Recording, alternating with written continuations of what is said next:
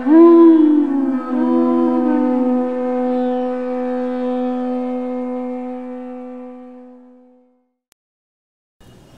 Namo Bhagavate Vasudevaya.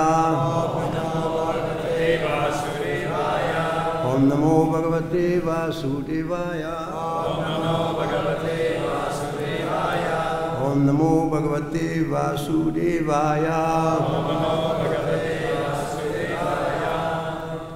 Supti Prabodhayo Sandav Atmano Gatim Atmadrik Pashyan Vandam Samoksham Sha Maya Matram Navastutaha Sukti Prabodhayo Sandav Atmanugatim Atmadrik Pashyan Vandam Samoksham Sha Maya Matram Navastutaha Supti Prabodhayo Sandav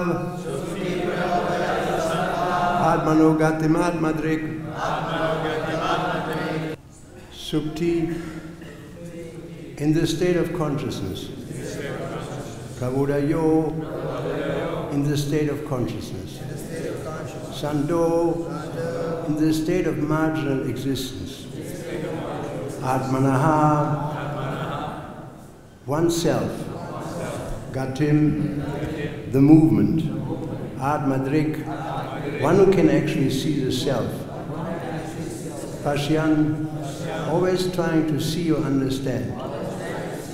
Vandam, the conditional state of life. Cha, end. Moksham, the liberated state of life.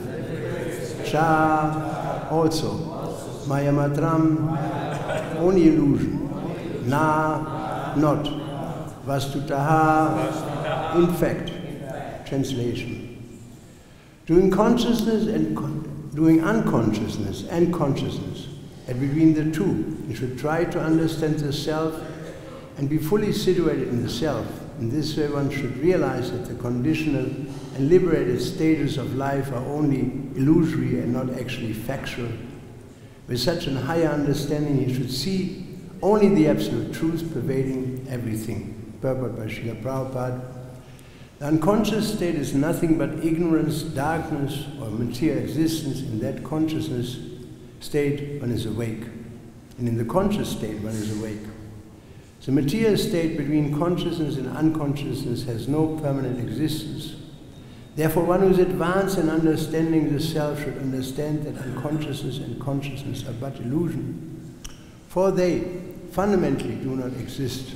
Only the supreme absolute truth exists, as confirmed by the Lord in Bhagavad-Gita, Maya tatam idam sarvam jagat avayakta murtina matstani sarvabhutani nacham te savastitaha. By my and my unmanifested form, this entire universe is pervaded. All beings are in me, but I'm not in them. Everything exists on the basis of Krishna's impersonal feature. Nothing can exist without Krishna. Therefore, the advanced devotee can see the Lord everywhere without illusion. Om Agyan Timidandasya Gananjana Shalakaya Chakshuramritam Yena Tasmai Sri Gurave Namaha Sri Chaitanya Mano Vishtam Stapitam Yena Bhutale Svayam Rupa Karamayam Dadati Svaparantikam Vandeham Sri Guru Sri Yuta Padakamalam Sri Gurun Vaishnavam Stat Sri Rupam Sagajatam Ragudata Vitam Tam Sajivam Sadvaitam Svadutam Paijana Saitam Krishna Chaitana Devam Sri Radha Krishna Padan Saha Gana Lalita Vijakam Vitam Sha He Krishna Karna Sindhu Dina Bandhu Jagapate Gopisha Gopika Kanta Radha Kanta Namostate Tapta Kanchana Gaurange Radhe Vrindavaneshwari Vrishabhanu Sutidevi Pranamami Hari Priya Vanchakal Padru Vyasya Vaishnavi Sri Krishna Chaitanya Prabhu Nityananda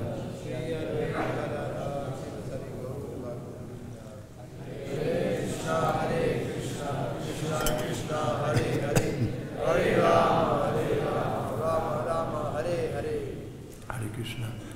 Since the material body is sure, sorry, this is not the verse, doing consciousness and unconsciousness, and between the two, you should try to understand the self and be fully situated in the self. In this way, you should realize that the conditional and liberated stages of life are only illusory and not factual. With such higher understanding, you should see only the absolute truth pervading everything. Hare Krishna. So, even from Srimad Bhagavatam, from the first verse on, we are explained that this word is mrisha. Mrisha means not real. Tejavani maridam yato vinimaya yatra. Three sargo, that's the material world, three sargo, the appearances in three stages. Mrisha is illusory. What does it say? Only because of him do the material universes temporarily manifest by the reactions of the three modes of nature appear factual, although they are unreal. So there's a whole huge world out there which is transcendental to that. We know that the major part of the creation is in the spiritual world, 3/4 of it. Only 1/4 is here. And but people in the material consciousness, they do not see this, they don't accept it. They say to you, maybe can you show me God? Why should God expose himself to somebody so foolish? He doesn't. Naham prakasha savasya yogamaya samavita mudo yamna vijanati, Krishna said. And Krishna, 5 times in Bhagavad-Gita, he insults the whole world by causing them mudha. 5 times. In 5 verses. This is one of them. Because people, they just think that they're everything, and whatever I see that's real and everything beyond is illusion. This is not so. This is not so. When Akbar the Great heard his favorite singer, Tansen, at the court in Agra, he fell into a trance. And when he came out of it, he said, how did you learn like this to sing? And he said, well, my guru taught me. Who's your guru? Haridas. Not Haridas Thakur, Haridas Swami in Vrindavan. I want to see him. He said, no, he's not going to see any kings. King became angry. Maybe I should dress up as a beggar. That's a good idea. That's a good idea, Tansen said. Maybe that works. So he dressed himself as a beggar and arrived in Vrindavan, where Haridas was staying. Bowed down in his beggar clothes, looked up, and Haridas smiled and said, "O Emperor of India." He knew. He said, "I'm so glad you came. What can I do for you?" So he said, "My singer, Tansen, says everything he knows from you. Please, can you sing?" I said, "Yes, I will sing." So he sang beautifully, gorgeously. The king fell into a trance, fell on the ground, practically speaking. When he came back, he said, "My dear Haridas Swami, whatever you want, I give it to you. Do you want women? I can give you loads of women. Any amount. In perfect beauty." He said, "No, I don't want to have any women." "What about money? I can give you great wealth. I'm the Emperor of India. As much as you want." "I don't want wealth." "What about fame? You become the most famous singer in all of India." "I don't want to have fame, like Lord Chaitanya, Nadanam, Najanam, Nasundarim, Kavitam, Va, Jagadishakam. I don't want all this. Well, is there anything I can do? Yes. I saw today when taking bath, there's a crack in one of the steps at the Yamuna River. The king felt insulted, but he didn't say anything. What is this? I'm the emperor. And he asked me to repair a crack. For that you call somebody. Haridas smiled and said, "It is not that easy as you think. Tansen, show him the crack." So they went and came to the ghat. The king stepped down. Haridas said, "That's the crack." The king examined the crack, and all of a sudden, the whole thing turned into Vaikuntha. The steps were of pure gold, with diamonds and all kinds of...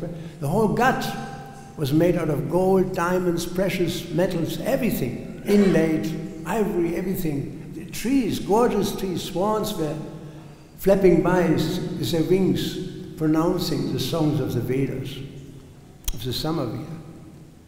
He was shocked that he entered the Gupta Vrindavan, the hidden Vrindavan. This is a good example of multidimensionality. That what we see is only one thing, and it's very little. There's so much more. The same experience was shared by so many others. Rupa Goswami was sitting in Radhakund. He looked up, he saw some joyful noises.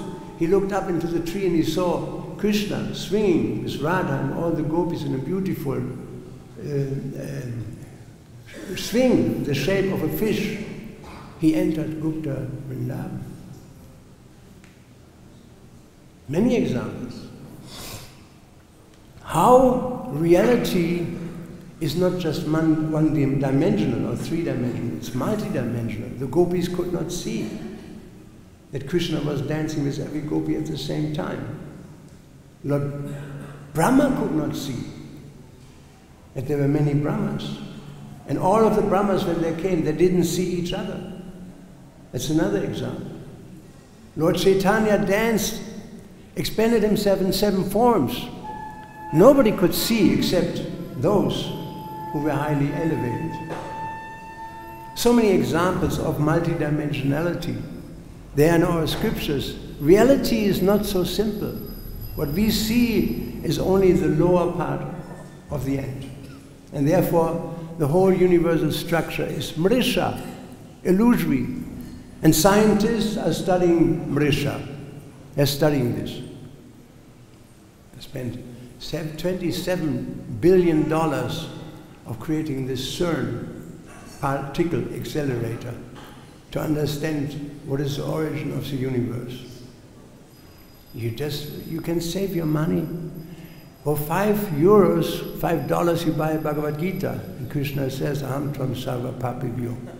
I'm the origin of everything. It's right there. It can cost you $5. But they're so obnoxious, they're so hard-hardened, they're so stiff-necked that Krishna has to come at the time of death and break their neck so that they finally bow down to him. That's the situation. They're so stiff-necked, so ignorant of material nature. So we cannot see Krishna in ordinary consciousness. Krishna says, there's one verse in Bhagavad-Gita. Let's have a look. Well, let me say that.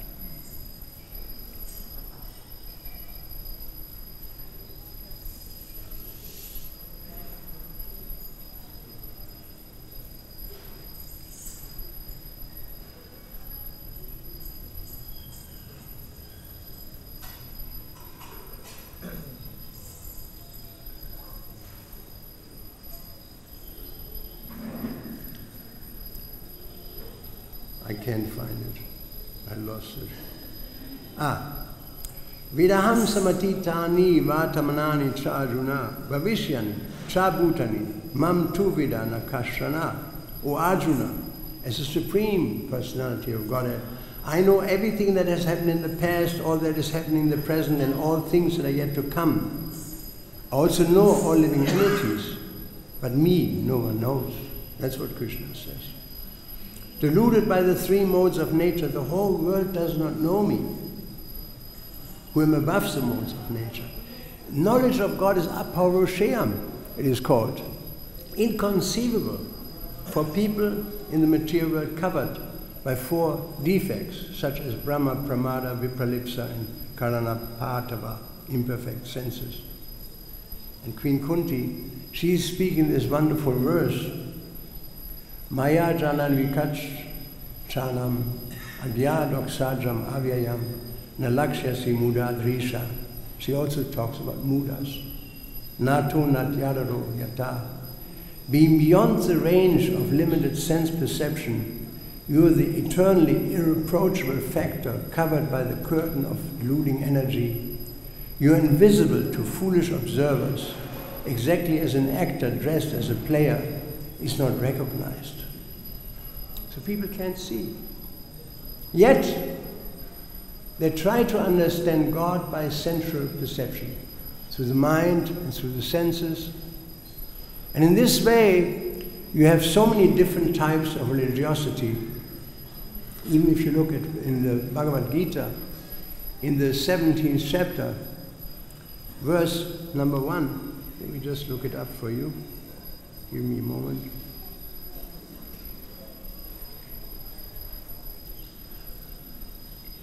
There's a discussion on this subject. Bear with me, I'm getting there. Arjuna said, he inquired, "O Krishna, what is the situation of those who do not follow the principles of Scripture, but worship according to their own imagination?" There you have it. Worship according to their own imagination. The whole world of religiosity, as long as it is based on sense perception, mental speculation, unless it's based on Shabda Brahma, it is simply a giant piece of mental speculation. You take any religion, mental speculation. It is what human beings conceive to be truth, which actually is not. And so Krishna says, "O son of Bharat, according to one's existence under the various modes of nature, one evolves a particular kind of faith. And therefore there is so much strife and disagreement in the world of religion. Because I have my Jesus and you have your Jesus. And somebody else has another Jesus. There are more than 6,000 Christian congregations on this planet who don't agree with each other. Because it's based on concoction. Neither God can be understood, nor the pure devotee can be understood. Vaishnavya Kriya Mudra, it is stated. He cannot be understood by mental speculation. And so, Krishna says in Bhagavad-Gita that there are two types of living beings. One group is fallible, the other one is infallible. In the material world, everybody is fallible. In the spiritual world, everyone is infallible. And I'm above the fallible and the infallible. So what the theologians are trying to do with their theological formula? What does it help? People will just fight like cats and dogs in thousands of years about who is true, all the way into the present time. Millions of people were exterminated in quest for truth, in the name of one religion. So the only solution is to take to Krishna directly, to hear from Krishna directly, because he knows. And so in our Sampradaya, we accept only Shabda Brahma. We don't accept Pratyaksha, we don't accept Anumana, we just accept this one thing, namely Shabda Brahma. Scripture, Guru, Shastra, Sadhu. These are the criterion by which we accept truth, and everything else is simply hocus pocus. It's simply hocus pocus. Even in the Christian world, scholars know since the 19th century, since the mid of 19th century, all the way to even before that, Lessing, that there's a difference between the historical Jesus on one side and the Christ of the church. These are two different things, the official church Jesus. These are two different things. One is history, the other one is concoction. That's what it is, a giant piece of mental speculation. People are pious, they still follow. Some of them become still very advanced in spiritual life like great saints, but not because of the church, in spite of the church, basically speaking. Because they developed, due to their devotion considerable amount of knowledge. Because Krishna, he's available to anybody. He's not partial. Naham, what is this verse? Namo ham sarva bhuteshu. Name dveshyosti na priya. Yibhajati. One who worships me in love, he's in me and I'm in him, and I give him the knowledge by which he can come to me. So we have to go beyond religious formula, man-made religion. We have to go beyond that, and Krishna is very clear about that, even in Bhagavad-Gita, in the verse 66 of the 18th chapter, Sarva Dharman Parityaja. Give mental speculation up.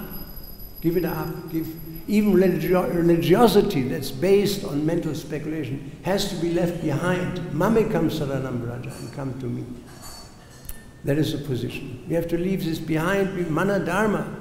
It is concocted by man, and it doesn't help anybody. Mundane formula, no material formula can help a person to get out of the material world. No matter what we try, it's not possible to be saved from material existence by material formula, whether it's religious or whatever. Not possible. There's only one way, and that is to surrender to God and hear from him and serve him in love. In fact, there's only one religion in the ultimate issue, namely to serve God in love and devotion. Atasi Krishna namadina bhavet graim indriye, not by the senses, sevan mukhi jivado, but by service beginning with the tongue. One can understand Krishna. That's the way to understand. There's no other way. And so the whole world, basically speaking from our very beginning in the material world, why did we come here? Why on earth would somebody come to earth or to the material world where you have to go to the dentist, be born again, birth, old age, disease and death, and have to pay taxes and all the calamity in between? Why? Why did we come here? What is the answer? Mental speculation. If you go down the rabbit hole of material existence, you come down to this point of mental speculation, that we want to do it our way. In the spiritual world, nobody wants to do it his way. In the spiritual world, the modus operandi is that everybody wants to do it Krishna's way. And in this way there's harmony. Like Prabhupada told us, there's only harmony in authority. There's only one God, not two. People may say in Christianity that Jesus is God. Where do they get that from? It is mental speculation. He himself said, "Hear, O Israel, the Lord is one." Not two. It's in his own words. So the whole world is driven by this element of mental speculation. And we find this in our own life. If we study our own life, it is always the tendency to be affected by mental speculation. Prabhupada said one thing, we think it is another thing. One time, famous example, one devotee said to Srila Prabhupada, sometimes I'm thinking, and Prabhupada interrupted him and said, "Don't do that." Because he knew that he was on the mental platform. When we come to Krishna consciousness, what is it? You look at the eyes of the glazy eyes of a young bhakta, particularly in Western countries. He's on the mental platform. Shall I, could I, would I, maybe I should, maybe not. But on the other side, but then again, maybe I should not. Mental speculation. The whole world is driven by this principle of mental speculation. And why somebody is a queen, somebody is a king, somebody is this, somebody is that. Why somebody wants to be a big rock star? Mental speculation. That's all it is. It is a mind. One famous rock musician, I won't name his name, Zappa. He sang, what is the ugliest word, what is the ugliest part of the body? Some think it is your nose, some say it is your toes, but I say it is your mind. Not just our mind, his mind too. That's the dirtiest part of the body, because in the mind everything takes place. That's why we have to follow Vedic scripture, we have to follow Vedic culture. It's very important that we study Vedic culture. How to be a father, how to be a mother, how to be a wife, how to be a husband. We don't know how to be a brahmachari, how, particularly in Western countries, particularly in the United States of America. Lord Chaitanya said, the further you go to the West, the crazier people are. He was not talking about Gujarat. He was talking everything west of Gujarat. And so the element of mental speculation is all pervading. And so we have to take to culture. By Vedic culture we can very well understand how to be a grandfather, mother, father, husband, brahmachari, even sannyasi. We can understand. But if we want to have it our ways, we are heading for calamity. There was one famous incident, I will not name the names, there was a very important lady in our society from the very beginning. And at one stage, she decided to do her own thing, namely to start some sort of an ashram outside of the Los Angeles Temple in Oregon. And Prabhupada heard it and he asked her to explain it. And then she asked, what do you think, Srila Prabhupada? And Srila Prabhupada was quiet for a long time. And he didn't say anything, because he knew she would do it anyway. And she did. And if you read the biography, her life became difficult, almost a disaster. And that's what happens if we want to go our own way. We get into trouble, into big trouble. I remember when Prabhupada came to London, in the very beginning, 74, we were all doing book distribution. And we were pretty good.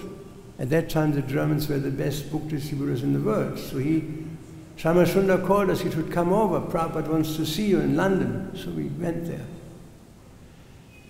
And he asked this question, what is the most important verse, as soon as we entered the room? And one devotee, his name was Haraka, and was myself, we both lifted up our finger.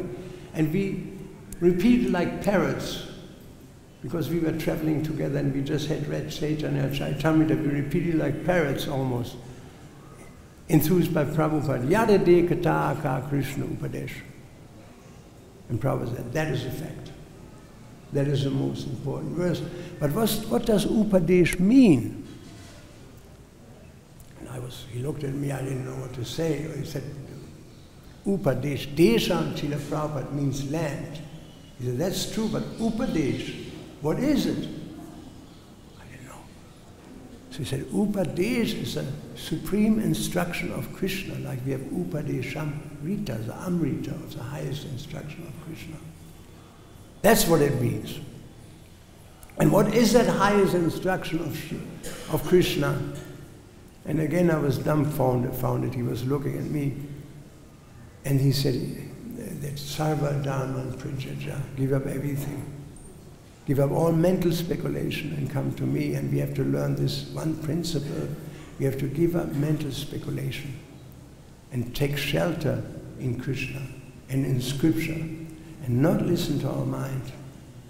And then he said something very important. He said, not only that you sell my books and distribute them, you also have to read my books.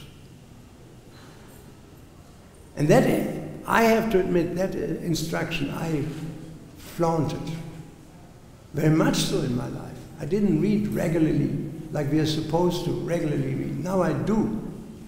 If I would have taken that instruction from Srila Prabhupada right from his lips and read every single day, 1 hour, 2 hours, my whole life would have been different. I have to admit that. My whole life would have been different. But I didn't. I was speculating, busy doing this, being that, opening temples, so many things. All service, but what about that one? Just see the power of mental speculation. It gets you into huge trouble, We have to hear from Srila Prabhupada. And when we read Srila Prabhupada's books, Srila Prabhupada is sitting right beside us. It's an excellent way. The best way to associate with Srila Prabhupada is to sit down and read his books. The best thing. Just like when we chant Hare Krishna, we associate with Krishna. When we read Prabhupada's books and is perfectly associating with Prabhupada. We are safe if we do so. And if we don't, we end up into so many difficult ideas. Like I went to America, to all places, Alachua. Is that still ISKCON? So, one person, old devotee, said something. I said, well, that's not what Prabhupada said. That's your idea. I have not read it anywhere. And he said, well, I said, what's your love for Prabhupada? He said, I love Prabhupada. I just don't like what he says. Alachua, United States of America. It's a nice place. Huh? It's a nice place. Yeah. So if you love Prabhupada, we have to hear Srila Prabhupada. And I know reading is difficult, therefore for myself I like to read early in the morning. Some rounds and then reading. Regularly Srila Prabhupada's books is important. Because everything is in Srila Prabhupada's books. Everything is explained. Even the big issue in our movement, the so-called women's issue, you read Prabhupada's books. There's no need to comment on it. I gave a lecture in Mayapur and I had a classical verse that people were expecting me to go on my sandbox and start speaking. And I said, there's no need to comment on this verse, everything is already in the purport. And I talked about related things. Everything is in the books. Traditional family has worked since thousands of years, since millions of years. It works in the spiritual world. Radha plays her role. Is Radha saying, my dear Krishna, why are you standing on the battlefield of Kurukshetra? I want to do the same thing. And why all the universes are coming from your pores? It's happened to me as well, Krishna. You're not very modern. This is old-fashioned. She doesn't. She's expert in 50 arts. And all these arts are extremely female. That's her beautiful gift to Krishna. Her offering to Krishna is a female offering. So in that sense, everyone can offer something to Krishna, but it has to be according to one's position, because it is dangerous to follow somebody else's path. It is dangerous, very dangerous. I talked to one rather young girl the other day here in this little lane, Lover's Lane, how we used to call it, because so many marriages are made there, right in this little lane. And I asked her, Mother, what is your future? What's your plan? And she had some plans. She wanted to study this course and that course and that course. And by the end of the day, I said, and finally, she said, I want to be a GBC. I said, how do you do that? I said, well, I go to a GBC school, learn how to be a GBC and become a GBC. I said, Mother, why don't you get married? Oh, I don't think of that at all. I said, you will be not happy when you get old. It is natural for a woman to have children. In your youthful enthusiasm, you may think that you want to shave your head. It's premature. Don't do that. It's not wise. That's not what is recommended in Shastra. In Shastra is recommended that a man takes sannyas, going through vanaprastha and finally takes sannyas. No woman is taking sannyas ever in the history of Vedic tradition. Everybody has his place. Kurma the Brahmana wanted to go with Lord Chaitanya. And Lord Chaitanya said, but you're married, you have children. Don't do that. Yada dekata Krishna Vadesh, that's where that verse was actually spoken, to Kurma the Brahmana. You stay right here with your family. And yada deka, wherever you go, tadakaha, you speak Krishna Upadesh. You speak that Krishna Upadesh. So he told him to stay home. So we have to have a reality check. Where are we? What is our position? Free from material conceptions or mental speculation. What is our position? And act accordingly. Act accordingly. That is the beginning of spiritual life. And we give up our false ego, our false conceptions. And it may take a whole life. It does take a whole life, I know for myself.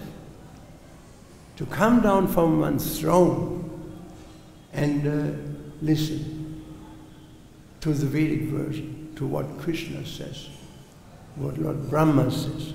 Tene Brahma Hridaya Adhikavai Muyanti Surya.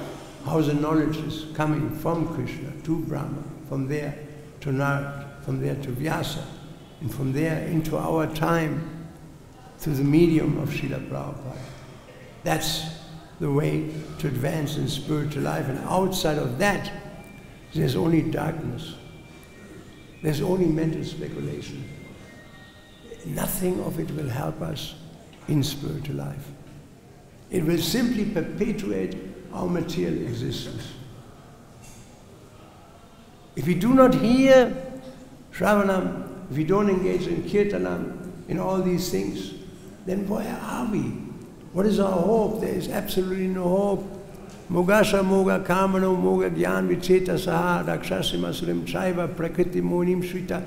Prakriti moinim shvita, we will be bewildered by Maya.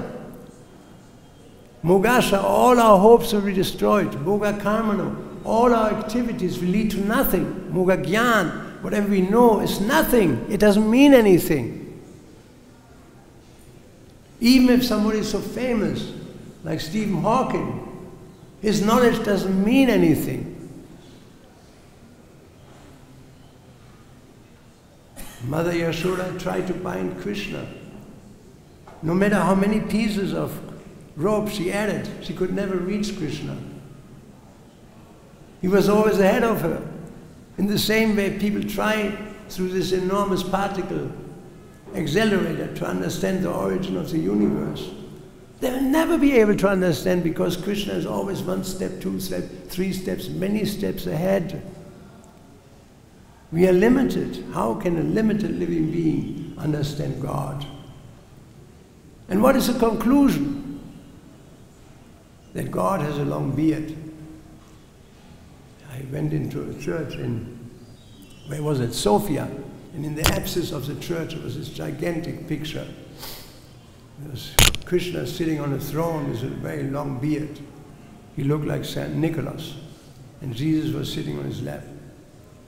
That's not Krishna. Nava Yovanam Cha. Advaita Machuti Manadamanantarupam Adyam Purana, although he's the oldest, Nava Yovanam Cha. He's young.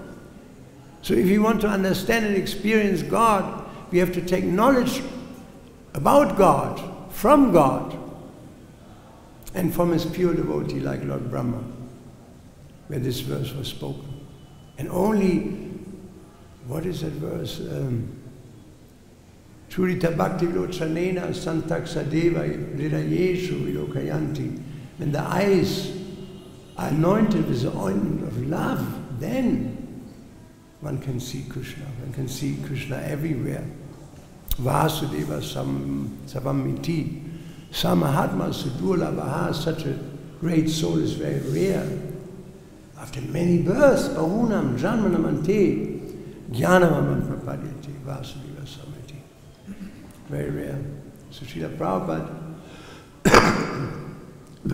one of the last things he said when, before leaving his body, he lifted up his hand, it was very peaceful. I looked at the hand, it was not trembling, not one finger was trembling, although he was already, he was on his way out. I saw my father die, I saw my brother die. Once you have seen it, you know when death is coming. And so he lifted up his hand, and everybody came closer. And he said, everything and moving and non-moving, there's nothing but Krishna, just like it says in this verse, there's only Krishna. This consciousness is called Krishna consciousness.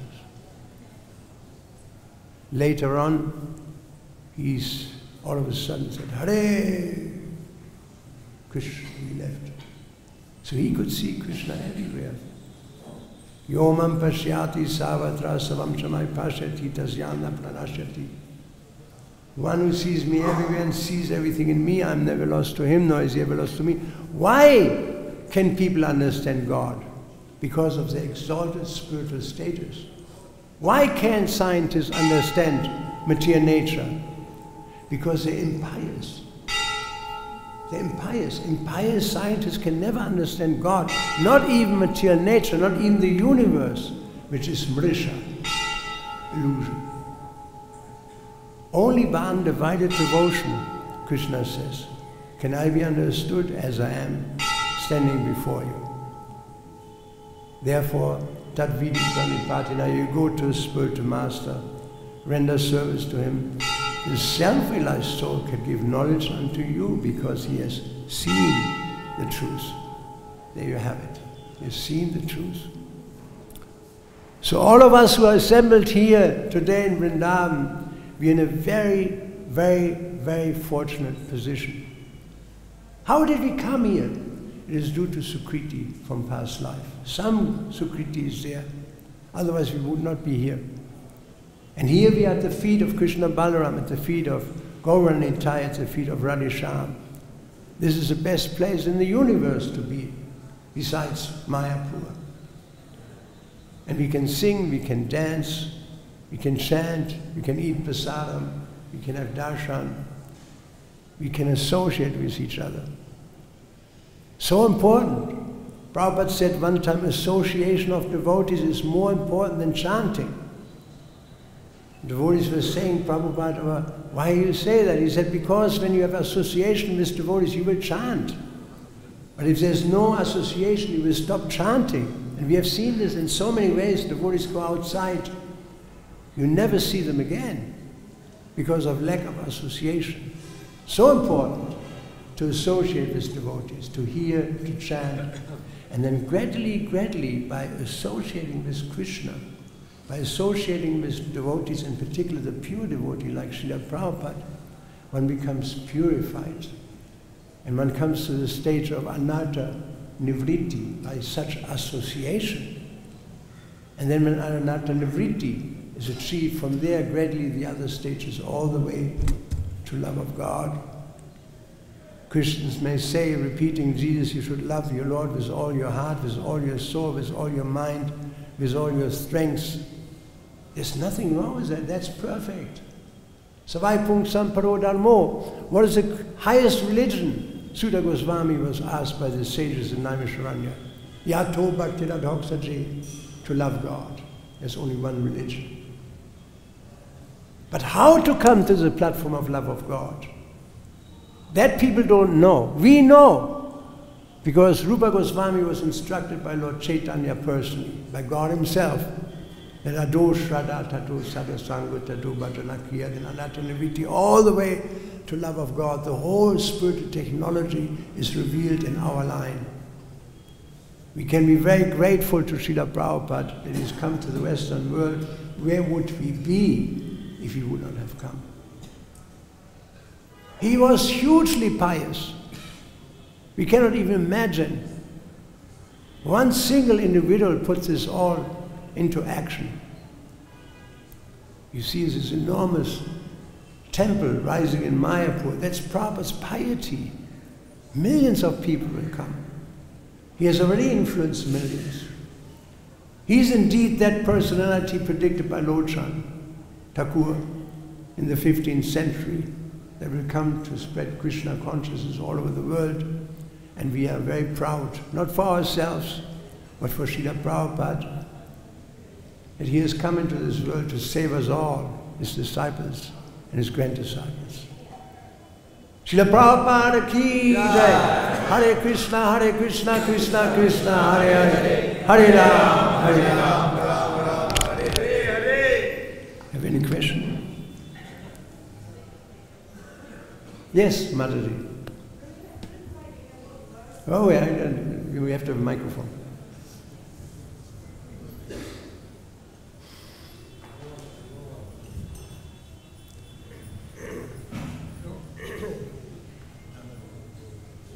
Too short. Come a little closer. I can speak loud enough. What verse you said was the best verse? I didn't catch the verse. What verse? Which verse is the best verse?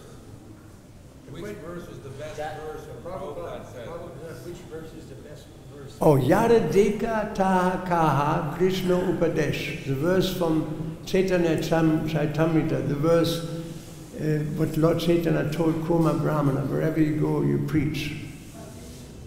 That is the most important verse. And it's a fact. Preaching is the essence, Prabhupada told us. Very important to preach Krishna consciousness, because like everybody has a soft spot. One of my soft spots, Shrikant. Even if I have eaten up to here and somebody brings Shrikant, I will manage.